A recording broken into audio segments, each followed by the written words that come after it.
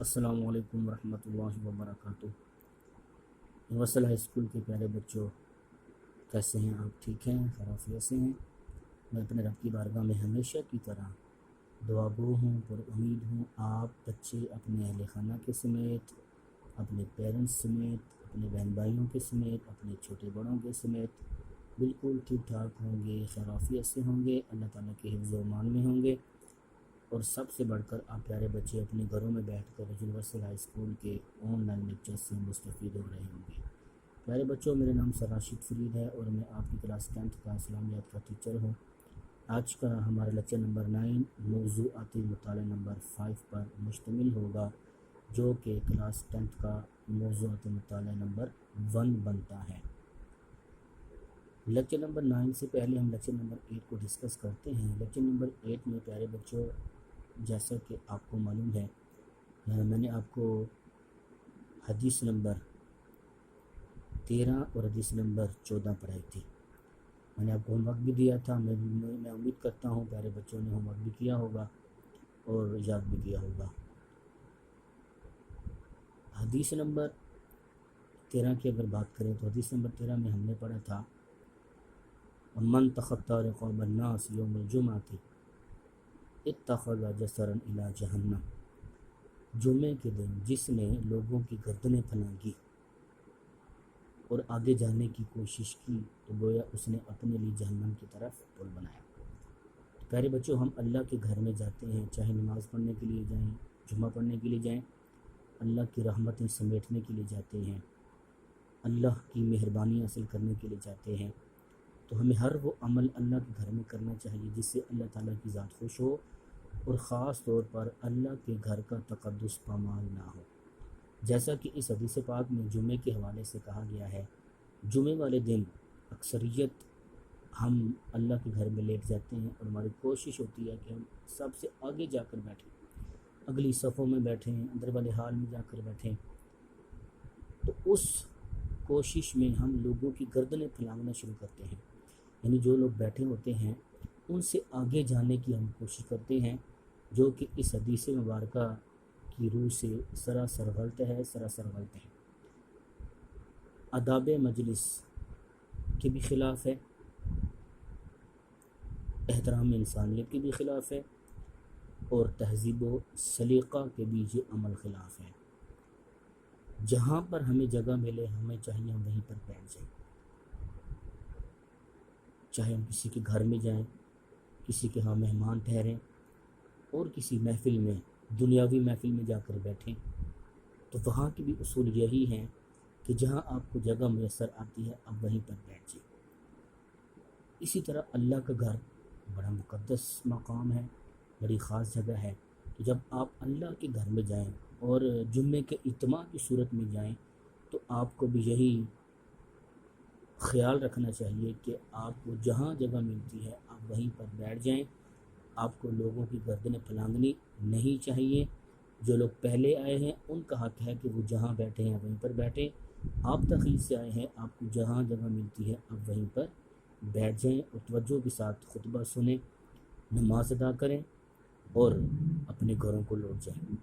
اگر اس کے برعکس آپ کرتے ہیں، جس طرح کہ حدیث پاک میں کہا گیا ہے کہ آپ آگے جانے کی کوشش کرتے ہیں، لوگوں کی گردنیں پھلانگتے ہیں، لوگوں کے تقدس کو پامال کرتے ہیں، اللہ کے گھر کے تقدس کو پامال کرتے ہیں، مسجد کے آداب کی خلاف ورزی کرتے ہیں، تو پھر اللہ کے نبی نے فرمایا اتخذ جسرا الی جہنم، گویا کہ آپ جہنم کی طرف اپنے لیے پل بنا رہے ہیں۔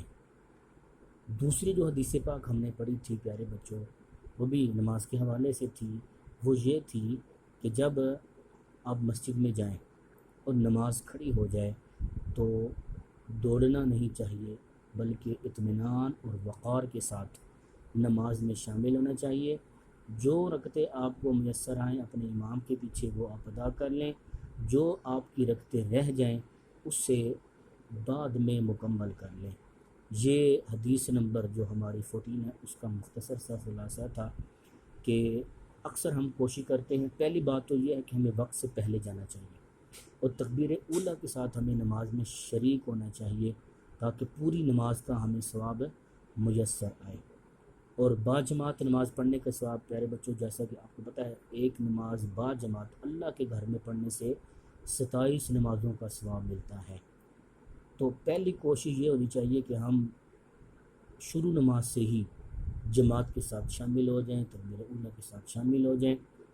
اگر کسی مجبوری کی وجہ سے ہم لیٹ ہو گئے ہیں اور نماز ہو رہی ہے تو پھر ہمیں مسجد کے تقدس کا خیال رکھتے ہوئے، اپنے وقار کے تقدس کا خیال رکھتے ہوئے دوڑنا نہیں چاہیے، بلکہ وقار اور اطمینان کے ساتھ جماعت میں شامل ہونا چاہیے۔ جو رکھتے ہمیں مل جائیں اپنے امام کے ساتھ وہ ادا کر لیں، جو رکھتے ہماری رہ جائیں ہم انہیں بعد میں مکمل کر لیں۔ تو پیارے بچوں یہ تھا ہمارے لیکچر نمبر 8 کا مختصر سا خلاصہ جو میں نے آپ کے گوش گزار کیا ہے۔ اب بڑھتے ہیں ہم اپنے لیکچر نمبر 9 کی طرف۔ تو لیکچر نمبر 9 آپ کا موضوعات مطالعہ نمبر 5 اور کلاس 10 کے سلیبس کا موضوعات مطالعہ نمبر 1 بنتا ہے۔ عنوان ہے اس کا طہارت اور جسمانی صفائی۔ طہارت پاکیزگی کو کہتے ہیں، طہارت پاکیزگی کو کہتے ہیں جس کے لغوی معنی پاک ہونے کے ہیں۔ طہارت کے لغوی معنی پاک ہونے کے ہیں۔ یہاں ایک ضروری بات میں آپ سے یہ کرنا چاہوں گا کہ ہم صفائی کا خیال تو رکھتے ہیں، پاک صاف بھی رہتے ہیں، غسل بھی ہم کرتے ہیں، جسم کو بھی پاک رکھتے ہیں، لباس کو بھی پاک رکھتے ہیں، لیکن شریعت کے اصولوں کے خلاف ہم کرتے ہیں۔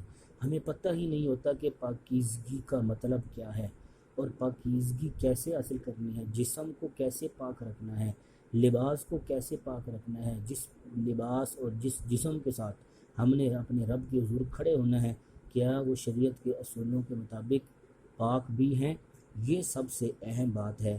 تو پیارے بچوں شریعت کے اصولوں کو اپنائے بغیر عام غسل کرنے کو طہارت کے مفہوم میں ہم لے جاتے ہیں جو کہ سراسر غلط ہے۔ حالانکہ طہارت کا شرعی مفہوم بالکل مختلف ہے اور شریعت کے بتائے ہوئے اصولوں اور اس کی شرائط کے مطابق صفائی نہ کی جائے تو طہارت نہیں ہوگی، اور طہارت نہ ہونے کی وجہ سے کوئی عبادت ہماری قبول نہیں ہوگی۔ اس لیے پیارے بچوں ہماری عبادتوں کی بنیاد، وہ چاہے نماز ہو، وہ چاہے حج ہو، ان دو خاص طور پر عبادتوں کی بنیاد طہارت کے اوپر ہے۔ جب شریعت کے مطابق ہماری طہارت ہوگی، پاکیزگی ہوگی، ہماری نماز اللہ کی بارگاہ میں قبول ہوگی۔ اس طرح حج ہے، حج بھی اگر طہارت اور پاکیزگی کے بغیر ہوگا اور شریعت کے اصولوں کے بغیر ہوگا تو پھر وہ حج ناقابل قبول ہوگا، اور خرچ کی ہوئی دولت، خرچ کیا ہوا مال اور اتنا طویل سفر کسی کام نہیں آئے گا۔ تو پیارے بچوں عبادت کے لیے بنیادی طور پر طہارت اور جسمانی صفائی بہت ضروری ہے، جس طرح کہ حضور علیہ الصلوۃ والسلام کو اللہ رب العزت نے ارشاد فرمایا وَثِيَابَكَ فَطَہِّرْ وَالرُّجْزَ فَاہْجُرْ، اے محمد صلی اللہ علیہ وآلہ وسلم اپنے کپڑوں کو صاف رکھیں اور ناپاکی سے دور رہیں۔ اسی طرح اللہ رب العزت نے قرآن پاک کے اندر فرمایا ان اللہ یحب التوابین ویحب المتطہرین، بے شک اللہ تعالیٰ توبہ کرنے والوں کو اور پاک صاف رہنے والوں کو پسند کرتا ہے، انہیں دوست رکھتا ہے۔ اسی طرح طہارت کو، پاکیزگی کو نصف ایمان بھی کہا گیا ہے۔ تو دین اسلام کا حسن پاکیزگی میں ہے، دین اسلام کی خوبصورتی صفائی میں ہے، قیمتی لباس میں نہیں ہے۔ کپڑے آپ کے پرانے ہوں لیکن پاک صاف ہوں، عبادت کے لائق ہوں، اللہ کے حضور کھڑے ہونے کے لائق ہوں، تو وہ قیمتی لباس سے بہتر ہیں جس لباس کو آپ پہن کر اپنے رب کے آگے سر بسجود ہو رہے ہیں یا ہونے والے ہیں۔ تو پیارے بچوں اب ہم اس کی عبارت کو پڑھتے ہیں۔ یہ آپ کا کوسچن نمبر 1 بھی ہوگا، آپ ساتھ ساتھ ان کو مارک بھی کر لیں۔ اب میں عبارت پڑھوں گا، باتیں کچھ میں نے آپ کو بتا دی ہیں، کچھ ہم جب یہ عبارت پڑھیں گے تو پھر باتیں ڈیٹیل کے ساتھ آپ کے گوش گزار کی جائیں گی۔ بسم اللہ الرحمن الرحیم۔ اسلام ایک مکمل ضابطہ حیات اور دین فطرت ہے۔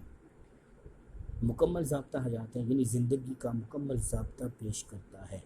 زندگی کے جتنے بھی سنہری اصول ہیں، چاہے وہ خاص ہو وہ عام ہو، دین اسلام اپنے اندر ان تمام اصولوں کو سموئے ہوئے ہے، اور یہ انسان کی فطرت کے مطابق دین اسلام انسان کی فطرت کے مطابق ہے۔ اللہ تعالیٰ نے اپنے اس دین میں تمام انسانوں، خاص طور پر مسلمانوں کو، تمام چھوٹی اور بڑی باتوں سے قرآن و حدیث کے ذریعے آگاہ کر دیا ہے، اور نبی کریم صلی اللہ علیہ وآلہ وسلم کو آخری نبی بنا کر اپنے دین کو عملی طور پر سمجھا دیا ہے تاکہ ہر چیز واضح ہو جائے۔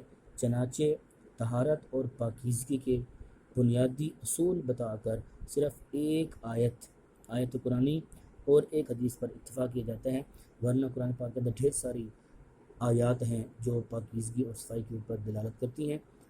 ارشاد ربانی ہے وَثِيَابَكَ فَطَهِّرْ، یہ آیت میں نے آپ کو پہلے پڑھ کر سنا دی ہے۔ وَالرُّجْزَ فَاهْجُرْ، یہ سورہ مدثر ہے اور آیت نمبر اس کی 5ویں اور 4 ہے۔ اپنے کپڑوں کو پاک رکھو اور ناپاکی سے دور رہو۔ اس طرح نبی کریم صلی اللہ علیہ وسلم کا فرمان ہے الطہور شطر الایمان، طہارت و پاکیزگی ایمان کا حصہ ہے۔